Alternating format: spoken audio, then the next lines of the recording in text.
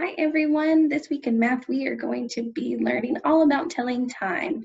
So to start things off, I wanted to read a fun book. This is called The Clock Struck One, and it is written by Trudy Harris and illustrated by Carrie Hartman. Let's get started.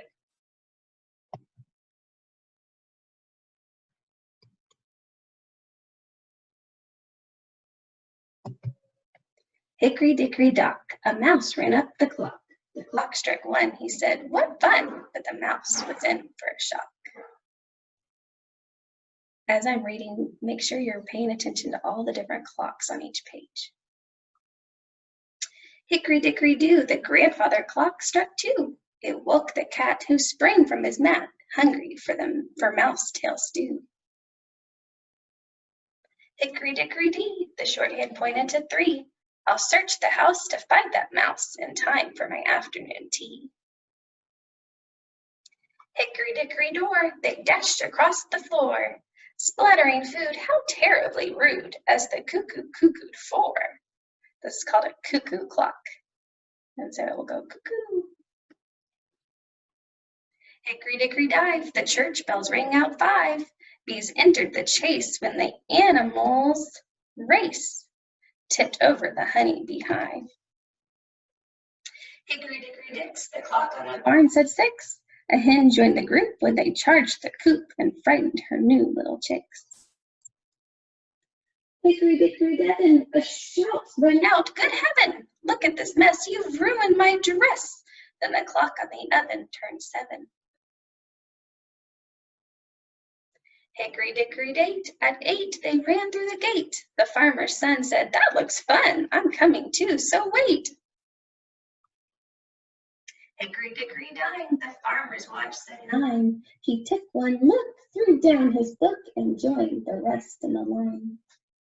Have y'all noticed how the sky is changing too? Hickory dickory din, they ran past brook and glen, into the town, up hill and down, till the clock on the bank said 10. Notice all the different clocks that you can see. They look pretty tired too. Hickory dickory deep, they staggered half asleep. With a stretch and a yawn, they tried to trudge on. At 11, they fell in a heap. Hickory dickory dell, by midnight all was well. With peaceful bliss, you may think this is all of the story to tell. But hickory dickory done, the grandfather clock struck one. Uh-oh. Do you think it's going to happen all over again? The end. So, as we are learning about telling time, I want us to go over the two ways of telling time. So we have digital clocks and we have something called an analog clock. So this week we're going to be learning how to tell time on an analog clock. So right over here though, this is what a digital clock would look like. So the left side of the time box tells what the hour is, and then the right side shows the minutes. So right here, this clock is showing that it is 1 o'clock. So 1 plus 0 minutes looks like this, and it's called o'clock. So it may seem strange, but time for each day actually starts in the middle of the night, at midnight. Midnight is 12 o'clock a.m. 1 a.m. is 1 hour after midnight. So that's what a.m. stands for, is after midnight. So 2 hours after midnight is called 2 a.m. 3 is 3 a.m. So this is what 2 o'clock and 3 o'clock would look like.